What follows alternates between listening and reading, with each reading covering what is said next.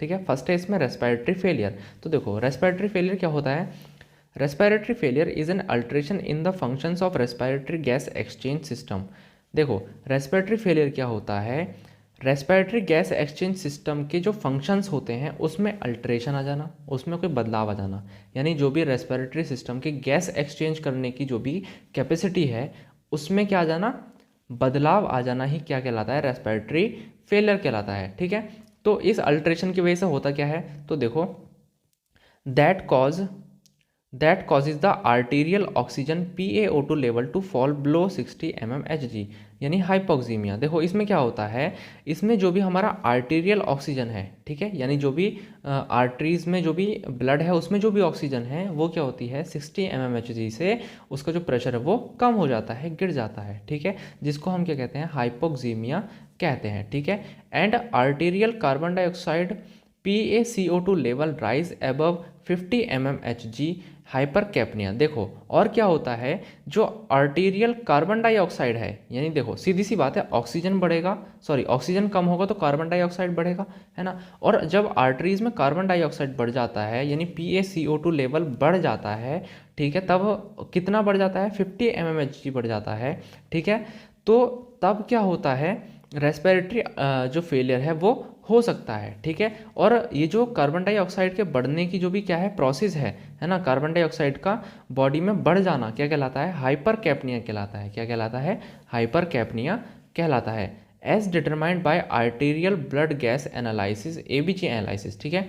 इसको हम कैसे देखते हैं, तो इस चीज़ का पता कैसे चलता है कि जो PaO2 का लेवल है वो राइज हो चुका है या फिर फॉल हो चुका है, या फिर जो PaCO2 का लेवल है वो राइज हो चुका है, फॉल हो चुका है, तो ये पता चलता है ABG एनालिसिस के दौरान, है ना। यानी जब हम क्या करते हैं, आर्टीरियल ब्लड गैस एनालिसिस करते हैं, तब क्या होता है, हमें PaCO2 का लेवल और PaO2 का लेवल हमारे जो ब्लड है उसमें पता चलता है। ठीक है, इतनी बात समझ आई। ठीक है, नेक्स्ट हम देखते हैं इसके टाइप्स के बारे में। तो देखो टाइप्स कितने हैं इसके दो टाइप्स होते हैं मेनली। पहला होता है एक्यूट रेस्पिरेटरी फेलियर, दूसरा होता है क्रोनिक रेस्पिरेटरी फेलियर। ठीक है, मैं इसके साथ आपको इसका मैनेजमेंट भी बता देता हूँ, है ना, जो भी इसका मैनेजमेंट है, यानी कौन कौन से हम ड्रग्स दे सकते हैं इसमें या क्या क्या मैनेजमेंट कर सकते हैं, इसमें खाली ओवरव्यू दे रहा हूँ मैं, है ना, ताकि आपको थोड़ा आइडिया रहे। ठीक है, तो मैनेजमेंट में क्या होगा इसके, हम क्या करेंगे, पेशेंट को ऑक्सीजन थेरेपी प्रोवाइड कराएंगे। ठीक है, ब्रोंकोडायलेटर्स दे सकते हैं, डायूरेटिक्स दे सकते हैं, और कॉर्टिकोस्टेरॉइड हम पेशेंट को प्रोवाइड करा सकते हैं। ठीक है। नेक्स्ट डिजीज़ है इसमें एक्यूट रेस्पिरेटरी डिस्ट्रेस सिंड्रोम। ठीक है, यानी ARDS क्या होती है, तो देखो also known as acute lung injury in which there is lung inflammation and severe hypoxemia. देखो क्या होता है, इसको हम क्या कहते हैं, एक्यूट लंग इंजरी भी कहते हैं। इन विच यानी इसके अंदर क्या होता है, देयर इज लंग इन्फ्लामेशन, इसके अंदर जो लंग्स हैं उसमें इन्फ्लामेशन हो जाता है, एंड सीवियर हाइपोक्सीमिया, और क्या होता है, ब्लड में ऑक्सीजन का लेवल बहुत ज़्यादा कम हो जाता है। ठीक है, और क्या होता है, and decrease compliance of the lungs. ठीक है, और क्या होता है, जो लंग्स की कैपेसिटी होती है ऑक्सीजन को या फिर गैसेस को भरने की, वो क्या होती है, कम हो जाती है। ठीक है, तो क्या हो रहा है, which leads to both oxygenation and ventilator failure. ठीक है, जिसकी वजह से क्या होता है, जो भी हमारे लंग्स होते हैं वो अच्छे से क्या नहीं कर पाते हैं, ऑक्सीजन को नहीं ले पाते हैं और कार्बन डाइऑक्साइड नहीं छोड़ पाते हैं। ठीक है, जिसकी वजह से क्या होता है, बॉडी में ऑक्सीजन की बहुत ज़्यादा कमी हो जाती है। इसको ही हम क्या कहते हैं, इसको ही हम कहते हैं ARDS। ठीक है, acute respiratory distress syndrome. Next हम देखते हैं एक्यूट ब्रोंकाइटिस। तो एक्यूट ब्रोंकाइटिस क्या होता है, देखो it is an infection of the lower respiratory tract. ठीक है, ये क्या है, इन्फेक्शन है। कैसा इन्फेक्शन है, जो कि लोअर रेस्पिरेटरी ट्रैक्ट में होता है, उसको ही हम क्या कहते हैं, एक्यूट ब्रोंकाइटिस कहते हैं। It that is generally and sequelae to an upper respiratory tract. तो ये कब होता है, देखो लोअर रेस्पिरेटरी ट्रैक्ट इन्फेक्शन तब होगा जबकि जो अपर रेस्पिरेटरी ट्रैक्ट है उसमें कोई डिजीज़ या इन्फेक्शन हुआ हो। ठीक है, यानी कोई अपर रेस्पिरेटरी ट्रैक्ट में पहले से ही कोई क्या था, डिजीज़ या इन्फेक्शन थी, जिसकी वजह से क्या हुआ है, जो लोअर रेस्पिरेटरी ट्रैक्ट है वहाँ पर इन्फेक्शन हुआ है, उस कंडीशन को हम क्या कहते हैं, ब्रोंकाइटिस कहते हैं। ठीक है, नेक्स्ट है इसमें मैनेजमेंट। तो एंटीबायोटिक्स प्रोवाइड करा सकते हैं, ब्रोंकोडायलेटर्स दे सकते हैं, और ऑक्सीजन थेरेपी हम पेशेंट को प्रोवाइड करा सकते हैं। नेक्स्ट हम बात करते हैं न्यूमोनिया के बारे में। It is an inflammatory process involving the terminal Airways and alveoli of the lungs caused by infectious agent. देखो भैया क्या होता है, इसमें इन्फ्लामेटरी प्रोसेस हो जाती है जिसके अंदर क्या रहते हैं, टर्मिनल एयरवेज। देखो जो भी हमारे क्या होते हैं, एल्वलाई होते हैं, या जो भी ब्रोंक्यूल्स होते हैं, है ना, स्मॉल क्या होते हैं, ब्रांचेस लाइक जो स्ट्रक्चर होते हैं, स्मॉल ब्रांचेस लाइक स्ट्रक्चर, वो क्या होते हैं इसमें इन्वॉल्व रहते हैं। ठीक है, उसके अंदर क्या होता है, इन्फेक्शन हो जाता है, इन्फ्लामेशन हो जाता है।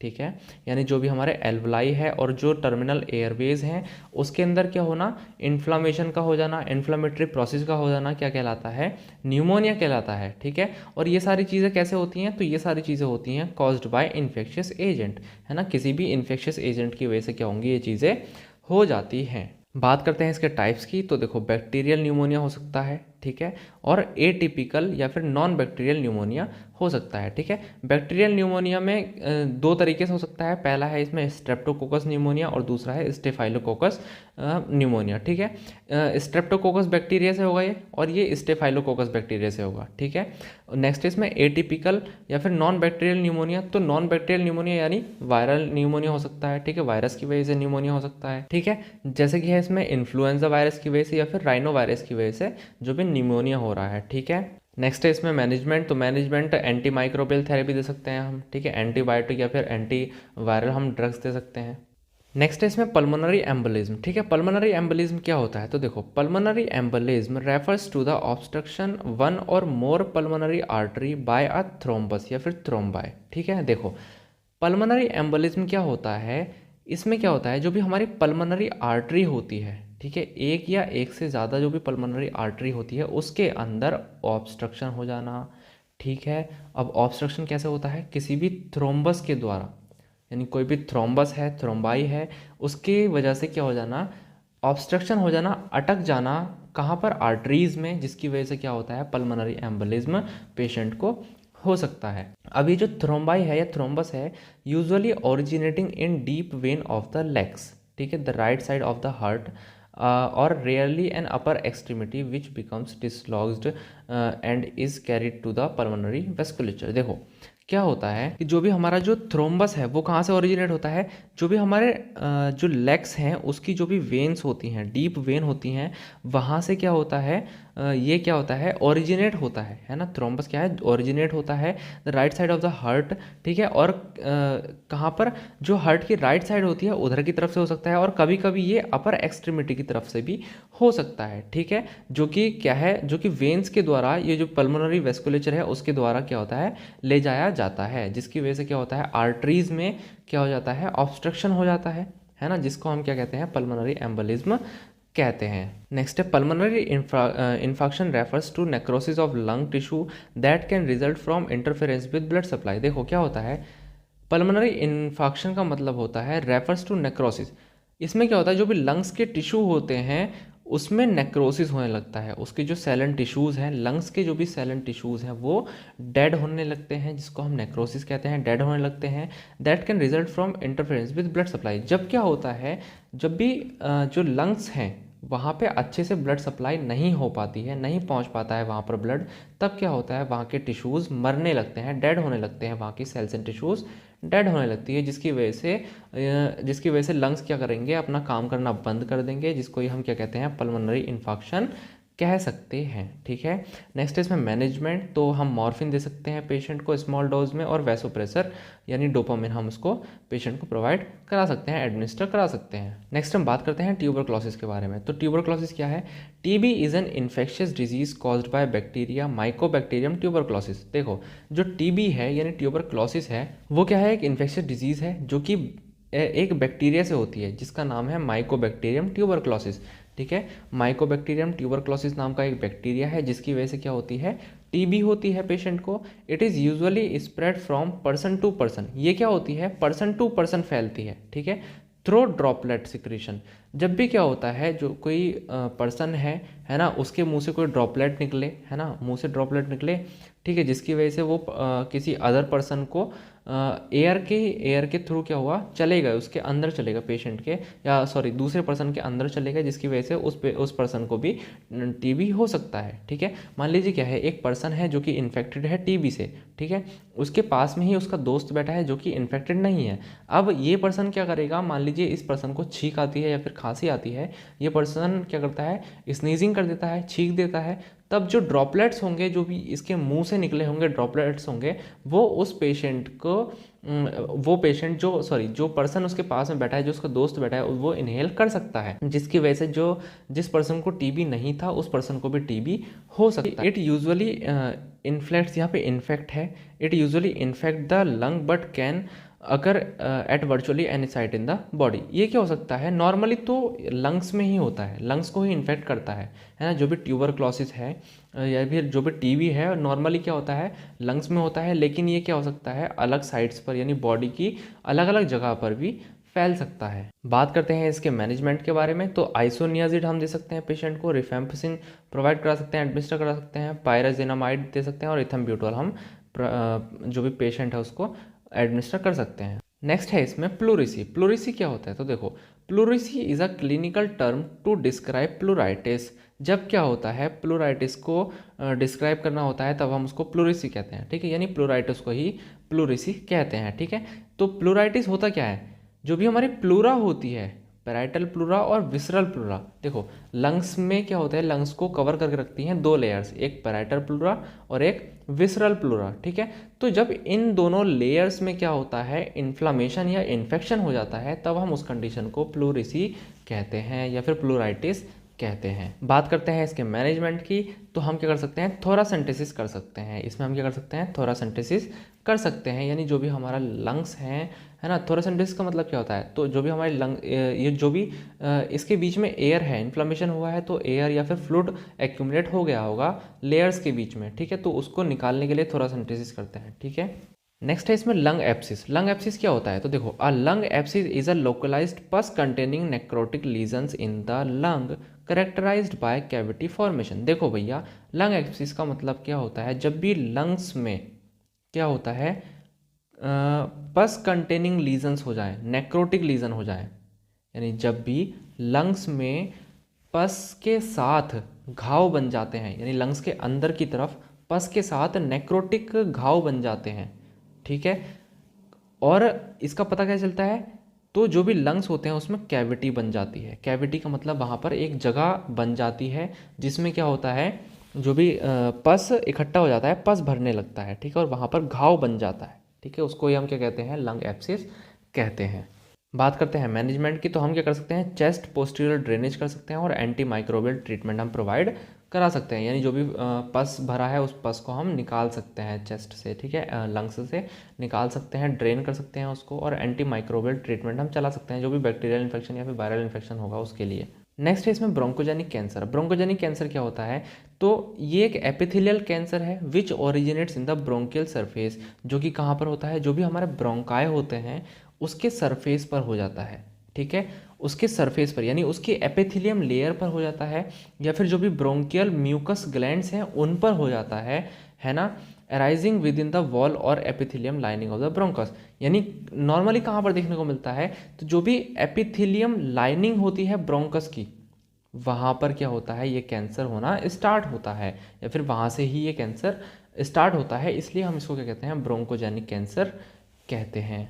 नेक्स्ट है इसका मैनेजमेंट। तो मैनेजमेंट क्या होगा, सर्जिकल रिसेक्शन हम कर सकते हैं, रेडिएशन थेरेपी प्रोवाइड कर सकते हैं, और कीमोथेरेपी हम पेशेंट को दे सकते हैं। ठीक है, नेक्स्ट आता है इसमें ब्रोंकाइटिएसिस। तो देखो, ब्रोंकाइटिएसिस क्या होता है, it is a chronic dilation of the bronchi. इसमें क्या होता है, ब्रोंकाई का क्रोनिक डायलेशन हो जाता है, यानी जो भी ब्रोंकाई हैं वो बहुत ज़्यादा फैल जाते हैं, and bronchioles due to inflammation. और देखो, ब्रोंकाई और ब्रोंक्यूल्स क्या होते हैं, इसमें डायलेट हो जाते हैं, किसके कारण, इन्फ्लेमेशन के कारण। ठीक है, और कैसे इन्फ्लेमेशन के कारण, तो क्रोनिक बैक्टीरियल इन्फेक्शन के कारण क्या होता है, इन्फ्लेमेशन हो जाता है, जिसकी वजह से क्या होता है, जो भी वॉल्स होती हैं उसकी वो डिस्ट्रक्शन हो जाता है उनका, यानी जो वॉल्स हैं वो डैमेज होने लगेंगी। देखो सीधी सी बात अगर मैं बताऊं, तो ब्रोंकाई और ब्रोंक्यूल्स में जब भी क्रोनिक डायलेशन हो जाता है किसी भी इन्फ्लामेशन के कारण, तब हम उस कंडीशन को कहते हैं ब्रोंकाइटिएसिस। और ये जो इन्फ्लामेशन है ये कैसे होता है, तो ये होता है क्रोनिक बैक्टीरियल इन्फेक्शन से या फिर इन्फेक्शन से होता है, ठीक है। और इसमें होता क्या है, तो इसमें जो भी वॉल्स होती हैं, जो ब्रोंकाई और ब्रोंक्यूल्स की वॉल्स होती हैं वो डायलेट हो जाती हैं और उसमें डिस्ट्रक्शन होने लगता है। तो मैनेजमेंट हम कैसे कर सकते हैं इसका, स्मोकिंग सीजेशन यानी स्मोकिंग को रोक सकते हैं, पीईपी वॉल्व हम इसमें कर सकते हैं, पीईपी वॉल्व एक प्रोसीजर होता है, ठीक है। ब्रोंको डायलेटर्स हम क्या कर सकते हैं, पेशेंट को एडमिनिस्टर कर सकते हैं, सर्जिकल रिसेक्शन हम कर सकते हैं। नेक्स्ट है इसमें chronic obstructive pulmonary disease. Chronic obstructive pulmonary disease क्या है, COPD क्या है, तो it refers to a disease characterised by air flow limitation that is not fully reversible. देखो क्या होता है इसमें, क्या है इसमें एयर फ्लो लिमिटेशन हो जाती है, ठीक है। ये ऐसी बीमारी होती है जिसमें क्या होता है, एयर फ्लो लिमिटेशन हो जाती है ना, यानी हम सांस अच्छे से नहीं ले पाते हैं, है ना। और ये क्या है, फुल्ली रिवर्सिबल नहीं है, यानी जो भी COPD है वो फुल्ली रिवर्सिबल नहीं होती है। The air flow limitation is generally progressive and is normally associated with inflammatory response, ठीक है। यानी जो भी एयर फ्लो लिमिटेशन है वो कैसे होता है, प्रोग्रेसिव होता है and is normally associated with an inflammatory response. और ये किससे होता है, तो ये इन्फ्लामेटरी रिस्पॉन्स से होता है of the lung due to irritants, यानी कोई भी इरिटेंट है, ठीक है। कोई भी इरिटेंट का मतलब होता है कि देखो मान लो क्या है, ऑक्यूपेशनल वर्कर्स हैं जो फैक्ट्रीज वगैरह में काम करते हैं, तो वहाँ पे धूल उड़ती है, धूल की वजह से वो जो पार्टिकल्स है, डस्ट पार्टिकल है, उनके कहाँ जाते हैं, लंग्स में जाते हैं, जिसकी वजह से इन्फ्लामेशन हो जाता है। और इन्फ्लामेशन की वजह से क्या होता है, उनको सांस लेने में दिक्कत होने लगती है, तो उनको ये बीमारी हो सकती है, ठीक है। तो इसमें क्या होता है, किसी भी इरिटेंट की वजह से क्या होगा, लंग्स में इन्फ्लामेशन हो जाएगा, इन्फ्लामेटरी रिस्पॉन्स होगा, जिसकी वजह से वहाँ की जो एयर फ्लो होगा उसका वो उसमें लिमिटेशन आ जाएगी, ठीक है। इट इंक्लूड्स क्रोनिक ब्रोंकाइटिस और एम्फाइसीमा, ठीक है। देखो जो COPD है उसमें 2 डिजीज़ आती हैं, क्रोनिक ब्रोंकाइटिस और एम्फाइसीमा, ठीक है। इन ये दोनों डिजीज़ में इंक्लूड होती हैं। बात करते हैं मैनेजमेंट के बारे में, तो ब्रोंकोडायलेटर्स हम पेशेंट को प्रोवाइड करा सकते हैं, एडमिनिस्टर कर सकते हैं। और क्या कर सकते हैं हम, मेथिल एक्जेंथाइन हम दे सकते हैं पेशेंट को, थियोफाइलिन, है ना। लंग ट्रांसप्लांटेशन हम कर सकते हैं और एंटी माइक्रोबियल ड्रग्स हम पेशेंट को दे सकते हैं। नेक्स्ट डिजीज़ है इसमें कोर पल्मोनेल। देखो कोर पल्मोनेल क्या होता है, तो देखो pulmonary heart disease core pulmonale is an alteration in the structure and functions of the right ventricle. देखो भैया क्या होता है, जो भी हमारी पल्मोनरी हार्ट डिजीज़ होती है इसमें क्या होता है, तो ये अल्ट्रेशन है।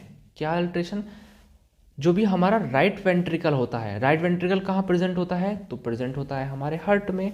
राइट वेंट्रिकल में क्या होता है, उसकी स्ट्रक्चर में, उसका फंक्शंस में बदलाव आने लगते हैं, चेंजेस आने लगते हैं, ठीक है। Resulting from disease of lung structure और फंक्शंस एंड इस वेस्कुलेचर, ठीक है। तो देखो इसके क्या होने में, इसके जो भी फंक्शंस हैं, ठीक है, लंग्स के जो भी फंक्शंस हैं, ठीक है, वो सब इसमें क्या होते हैं, डिस्टर्ब हो जाते हैं, है ना। या फिर लंग्स के जो फंक्शंस हैं उसके डिस्टर्ब होने से, या फिर लंग्स की जो भी बीमारी है, लंग्स में कोई बीमारी होने से, डिजीज़ होने से क्या होना, जो भी राइट वेंट्रिकल है उसमें बदलाव आ जाना, उसके फंक्शंस में, स्ट्रक्चर में अल्टरेशन आ जाना ही क्या कहलाता है, कोर पल्मोनेल कहलाता है, ठीक है। It is heart disease caused by lung disease, ठीक है, ठीक है। क्या है ये एक हार्ट डिजीज है जो कि लंग डिजीज से होती है, ठीक है। तो इतनी बात समझे ना आप। बात करते हैं मैनेजमेंट के बारे में, तो डायरेटिक्स हम प्रोवाइड करा सकते हैं, ब्रोंकोडायलेटर्स दे सकते हैं। नेक्स्ट है इसमें इडियोपैथिक पल्मोनरी फिब्रोसिस। तो देखो ये क्या होता है, it is a condition in which the lungs become scarred and breathing becomes increasingly difficult. देखो भैया क्या होता है, तो ये एक ऐसी कंडीशन होती है जिसमें जो भी हमारे लंग्स होते हैं, ठीक है, यानी जो भी हमारे लंग्स होते हैं वो क्या है, स्कार्ड हो जाता है, ठीक है, लंग्स में स्कारिंग फॉर्मेशन हो जाता है ना। और ब्रीदिंग जो होती है ना, जो भी ब्रीदिंग है वो डिफ़िकल्ट हो जाती है, यानी जो पेशेंट है वो सांस लेने में उसको बहुत ज़्यादा दिक्कत होगी, ठीक है, डिफ़िकल्टी बढ़ जाएगी, ब्रीदिंग करने में डिफ़िकल्टी बढ़ जाएगी, है ना। तो इसी कंडीशन को हम क्या कहते हैं, इडियोपैथिक पल्मोनरी फिब्रोसिस कहते हैं, ठीक है। इडियोपैथिक क्यों, क्योंकि इसका जो भी कारण है वो अच्छे से पता नहीं होता। बात करें इसके मैनेजमेंट की, तो कॉर्टिकोस्टेरॉइड हम एडमिनिस्टर कर सकते हैं, एजिथियोप्राइन दे सकते हैं, और भैया हम क्या दे सकते हैं, साइक्लोफॉस्फेमाइड हम पेशेंट को एडमिनिस्टर कर सकते हैं, नेक्स्ट हम बात करते हैं न्यूमोथोरैक्स के बारे में। देखो न्यूमोथोरैक्स क्या है, pneumothorax is air in the plural space. जब क्या होता है प्लूरल स्पेस, मैंने अभी अभी बताया आपको कि हमारे लंग्स होते हैं, लंग्स के ऊपर दो लेयर्स होती हैं, एक पैराइटल प्लूरा और एक विसरल प्लूरा, ठीक है। तो ये जो दो लेयर्स होती हैं इसके बीच में स्पेस होता है जिसको हम कहते हैं प्लूरल स्पेस। जब उस स्पेस में हवा भर जाती है, ठीक है, एयर एक्यूमुलेट हो जाती है, भर जाती है, इकट्ठा हो जाती है, तब हम उसको क्या कहते हैं, न्यूमोथोरैक्स कहते हैं। उस कंडीशन को हम न्यूमोथोरैक्स कहते हैं। और ये क्यों होता है, तो ये स्पॉन्टेनियसली हो सकता है, यानी अचानक से हो सकता है, और फ्रॉम ट्रॉमा या फिर किसी भी ट्रॉमा की वजह से हो सकता है। In the patient with chest trauma it is usually the result of laceration to the lung parenchyma, tracheobronchial tree और ईसोफेगस। देखो क्या होता है भैया, जो भी हमारे लंग पैरेन्काइमा है, ट्रैकियोब्रोंकियल ट्री है, या फिर जो भी ईसोफेगस है, उसमें लेसरेशन के कारण, ठीक है, उसमें क्या हो जाता है, लेसरेशन हो जाता है, जिसकी वजह से देखने को मिलता है हमें न्यूमोथोरैक्स, ठीक है। लेसरेशन एक टाइप का वुंड होता है, ठीक है। देखो किसी भी चेस्ट ट्रॉमा के पेशेंट में क्या होता है, लेसरेशन हो जाता है ना। मान लो किसी पेशेंट को क्या हुआ है, चेस्ट ट्रॉमा हो गया, ठीक है, तो उसके जो भी लंग्स होंगे वहाँ पर क्या हो जाएगा, लेसरेशन वुंड हो जाएगा, ठीक है। तो कहाँ पर होगा, उसके लंग पैरेन्काइमा में हो सकता है, ब्रोंकियल ट्री में हो सकता है, या फिर ईसोफेगस में हो सकता है, जिसकी वजह से न्यूमोथोरैक्स देखने को मिलेगा पेशेंट को। बात करते हैं इसके टाइप्स के बारे में। तो स्पॉन्टेनियस न्यूमोथोरैक्स हो सकता है ना, और उसके बाद है टेंशन न्यूमोथोरैक्स हो सकता है, और ओपन न्यूमोथोरैक्स भी हो सकता है, ठीक है। मैनेजमेंट हम कैसे करते हैं, तो हम क्या करते हैं, नीडल एस्पिरेशन करके हम मैनेजमेंट करते हैं, ठीक है। नीडल लेंगे और नीडल से क्या करेंगे, उसकी जो भी जो भी प्लूरल स्पेस में एयर है उसको हम निकाल लेंगे, ठीक है, एस्पिरेट कर लेंगे। लास्ट टॉपिक आता है हमारा प्लूरल इफ्यूजन। देखो प्लूरल इफ्यूजन क्या होता है, collection of fluid in the plural space. अब देखो न्यूमोथोरैक्स क्या था, कलेक्शन ऑफ एयर, यानी जब एयर भर जाती है प्लूरल स्पेस में। और प्लूरल इफ्यूजन क्या है, जब क्या होता है, फ्लूइड का कलेक्शन हो जाता है प्लूरल स्पेस में, ठीक है, तब हम उसको कहते हैं प्लूरल इफ्यूजन।